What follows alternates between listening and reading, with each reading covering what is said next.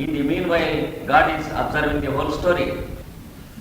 And for the question why God has created, I will put you one question.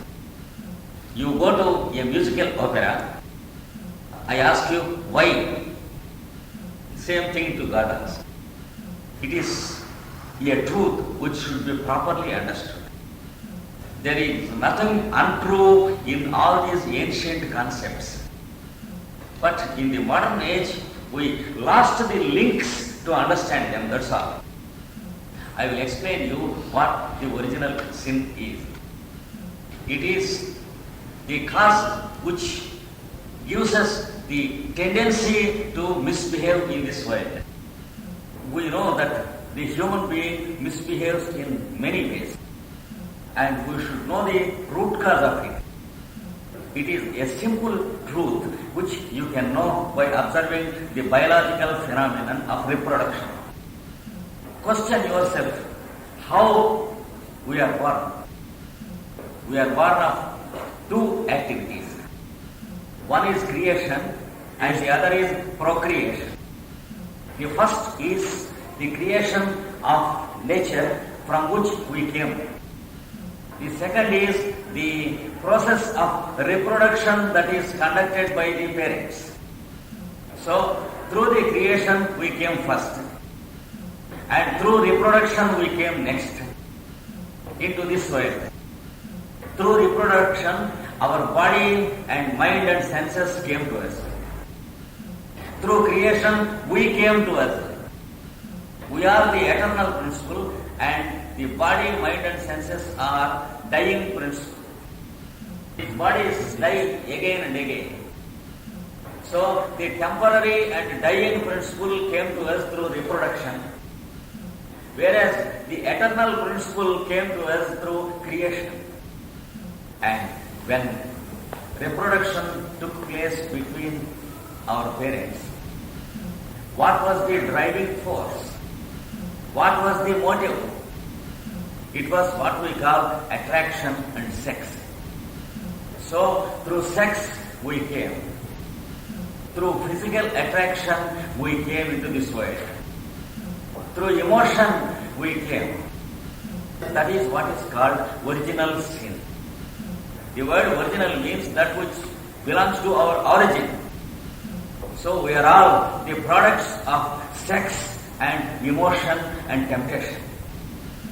Inevitably, we have the indelible stamp of this aspect upon us, every one of us.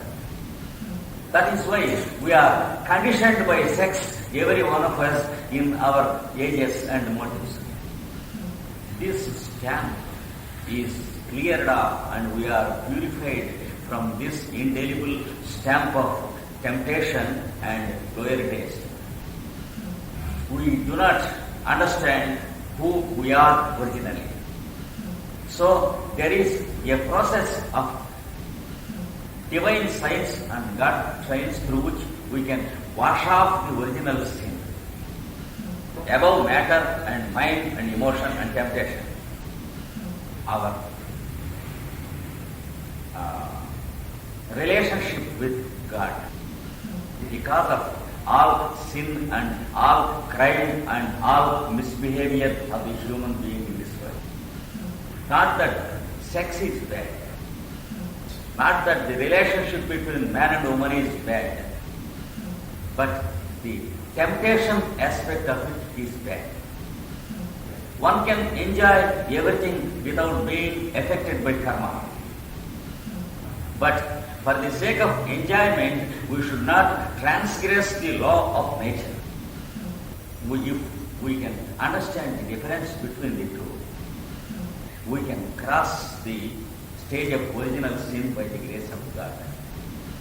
Then we understand how God is our Father and we are His child. This is in short. But it requires much more explanation. But in this direction, we have to proceed to understand the scripture. When there are the glaciers in the North Pole, and if there is one ice block among the millions and millions of glaciers in the North Pole, that one ice block is bound to be one with all the glaciers. And its existence is bound to be based on the temperature modulations of all the glaciers. Similarly, the scripture which we call the starry sky proves that we are one ice block among the millions and millions of the glaciers. We have to remember that we have no separate existence of our own. Only for practical and day-to-day experiences or conveniences we have a separate existence. And only for physical needs and mental purposes we have a separate existence. But for that, if we go deeper into our existence, we have no separate existence of our own, and we are inseparably one with all the universe, and with every one of the atom, and with every one of the millions and billions of solar system. We are one inseparable. And when we remember this fact, it helps us automatically in our spiritual path. Sometimes it gives us a little bit, a hint of how to behave in the future, because it throws a few hints about our immediate future also in the name of astrology and higher sciences. We can take the hint as God's message, and we can behave accordingly and do what is expected of us. There ends our duty. But if we believe that future and astrology are independent truths, then we go into self-deception, because we are failing to understand the whole thing on the background. Only as long as we understand the whole thing on the whole setup, we can use the wisdom that is given to us by nature properly.